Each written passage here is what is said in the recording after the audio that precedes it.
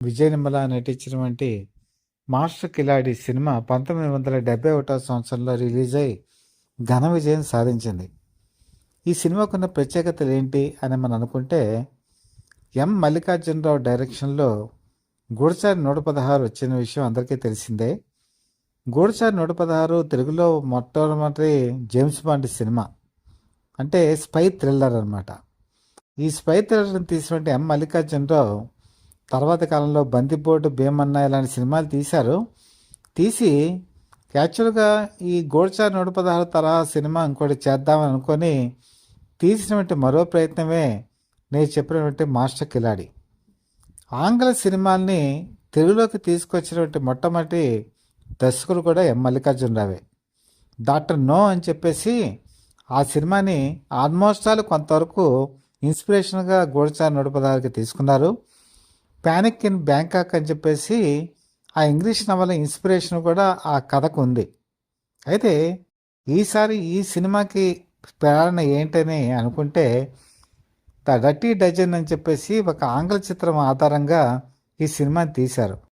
ఏంటి దీని కథాంశం అంటే, ఆ ఆంగ్ల చిత్రం అంటే ఇంగ్లీష్ మూవీలో ఏముంటుందంటే, రెండో ప్రపంచ యుద్ధ కాలం నాటి కథ అది. అందులో ఒక ప్రత్యేకమైన కార్యక్రమం గురించి 12 మంది కరుడు కట్టినట్టు యుద్ధ ఖైదీల్ని విడిపిస్తారు. వాళ్ళంతా కూడా ఆ కార్యక్రమాన్ని కనుక విజయవంతంగా పూర్తి చేస్తే వాళ్ళ శిక్షాకాలం పూర్తి అవుతుందన్నమాట. అది ఆ సినిమా ఆ విధంగా రూపొందించబడింది. ఇది కూడా అదే ఇన్స్పిరేషన్తో తీసుకొని సూపర్ స్టార్ కృష్ణ మాస్టర్ కిలాడి కాబట్టి ఒక ప్రత్యేక ప్లాన్ ప్రకారం 12 మంది కట్టిన ఖైదీల్ని విడిపిస్తాడు. విడిపించి విజయవంతంగా తను అనుకున్నటువంటి మిషన్ని పూర్తి చేసేటువంటి కథే ఈ సినిమా. అడుగడుగునా కూడా ఉత్కంఠ, తర్వాత చేజింగులు, ఫైటింగులు, తర్వాత ఇందులోకి వచ్చేప్పటికి జ్యోతిలక్ష్మి డ్యాన్సులు, మరో పక్కన చూసుకుంటే త్యాగరాజు, ప్రభాకర్ రెడ్డి లాంటి విలన్స్, వాళ్ళతో ఫైటింగులు, ఇవన్నీ కూడా ఎలా ఉంటుందంటే మళ్ళీ మనకి 'గూఢచారి 116' సినిమాని అంటే కంటిన్యూ అయినట్టుగా అనిపిస్తుంది. అలాగే కృష్ణ తనకున్నటువంటి ఏజ్ కానీ, అలాగే ఫైట్స్ చేసే విధానం కానీ, చేజింగులు కానీ, ఇవన్నీ కూడా 'గూఢచారి 116'ని మించి ఉంటాయి. ఎందుకంటే 'గూఢచారి 116' వచ్చేటప్పటికి అప్పటికే ఆయన కొత్తగా సినిమాల్లోకి వచ్చారు. కానీ 1971 వచ్చేప్పటికి ఆయనలో మెచ్యూరిటీ లెవెల్స్ బాగా పెరిగాయి. పైగా ఇది మోసగాళ్ళకి మోసగాడి సినిమా రిలీజ్ కాకముందు రిలీజ్ అయినటువంటి సినిమా. అప్పటికి ఆయనకి కొన్ని సినిమాలు రిలీజ్ అయిపోయాయి. ఒకటి 'గూఢచారి 116', తర్వాత 'అవే కళ్ళు', తర్వాత 'రాజమహల్'. ఇలాంటి సినిమాలు ఆ రోజుల్లో ఎలా ఉండేవంటే, ఒక సస్పెన్స్ థ్రిల్లర్ ఎలా ఉంటుంది, లేకపోతే ఒక అపరాధ పరిశోధకుడు ఎలాగా పరిశోధన చేస్తాడు, ఇవన్నీ కూడా తెలుగు ప్రేక్షకులకి తెలియచెప్పినటువంటి సినిమాలే. అటువంటి తరహాలో వచ్చినటువంటి ఈ సినిమా ఫస్ట్ రిలీజులో బ్రహ్మాండమైన కలెక్షన్స్ సాధించింది. అంటే యావరేజ్ అంటేనే ఆ రోజుల్లో కృష్ణ సినిమా బ్రహ్మాండంగా కలెక్షన్స్ సాధించేది. అలాంటిది సెకండ్ రిలీజు, థర్డ్ రిలీజుల్లో కూడా అద్భుతమైన కలెక్షన్స్ సాధించినటువంటి ఈ సినిమాలో ఆయన సరికొత్త స్టెప్స్ వేస్తారు. స్టెప్స్ అంటే ఒక ఈజ్ కనపడుతుంది. అలాగే ఆయన డైలాగ్స్ కానీ, ఫైటింగ్స్ కానీ కూడా నూతన తరహాలో ఉంటాయి. అప్పట్లో ఈ సెకండ్, థర్డ్ రిలీజుల్లో కూడా ఈ సినిమాని చూసి ఎంజాయ్ చేసిన వాళ్ళు ఉన్నారు. కాకపోతే ఇది యూట్యూబ్లో అవైలబిలిటీ లేదు. నాకు తెలిసినంత వరకు సూపర్ స్టార్ కృష్ణ సినిమాలు, దేవుడే గెలిచాడు లాంటి సినిమాలు కూడా యూట్యూబ్లో అవైలబిలిటీ లేవు.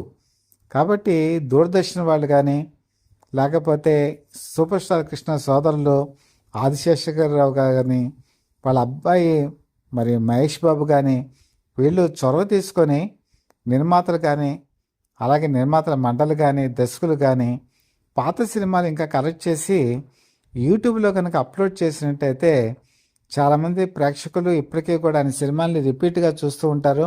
మంచి కళాఖండాలు. అందులో తెలుగు సినిమా వైభవాన్ని చాటి చెప్పేటువంటి చిత్రం 'మాస్టర్ కిలాడి'. ఒక ఇంగ్లీష్ సినిమాని 1971లో 'ద డర్టీ డజన్' లాంటి సినిమాల్ని తెలుగులోకి తీసుకొని అంత గొప్పగా హిందీలో కూడా తీయనటువంటి విధంగా తీసి మరి ఆ రోజుల్లో చేజింగ్లు ఫైటింగ్లు చేయటం అంటే మాటలు కాదండి. అది హిందీలో వాళ్ళు కూడా చేసినటువంటి సాహస కృత్యాలు తెలుగులో కృష్ణ చేశారు. తెలుగులో కృష్ణ చేసినటువంటి సాహస కృత్యాలు చూసి చాలామంది పోలీస్ ఆఫీసర్స్ అయిన వాళ్ళు ఉన్నారు. ఎప్పటికీ చాలామంది చెప్తుంటారు పోలీస్ ఆఫీసర్స్, మాకు ఇన్స్పిరేషను సూపర్ స్టార్ కృష్ణ అని చెప్పి. అలాగే యువతలో కూడా ధైర్యాన్ని నింపినటువంటి వ్యక్తి. అపరాధ పరిశోధన అనేది ఎలా చేయాలో ఆ రోజుల్లో ప్రేక్షకులకు అర్థమయ్యేట్టుగా చెప్పినటువంటి వ్యక్తి ఆయన. కాబట్టి ఆయన ఎప్పుడు కూడా చిరకాలం గుర్తుండిపోతారు.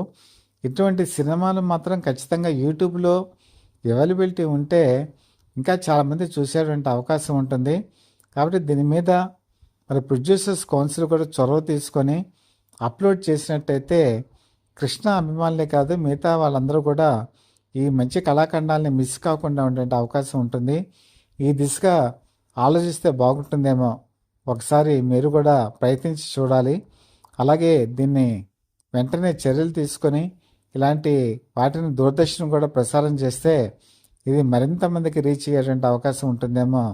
మరొకసారి అధికారులు కూడా ప్రయత్నం చేయాలని చెప్పి మనస్ఫూర్తిగా కోరుకుంటూ, ఈ కంటెంట్ కనుక నచ్చినట్టయితే మీరు లైక్ చేయండి, బెల్ ఐకాన్ ప్రెస్ చేసి సబ్స్క్రైబ్ చేసుకొని మీ బ్లెస్సింగ్స్ మాకు అందజేయవలసిందిగా మనస్ఫూర్తిగా కోరుకుంటూ, మీ మిత్రుడు శ్రేయభిలాషి, Satya for the people live TV chief editor, DVSS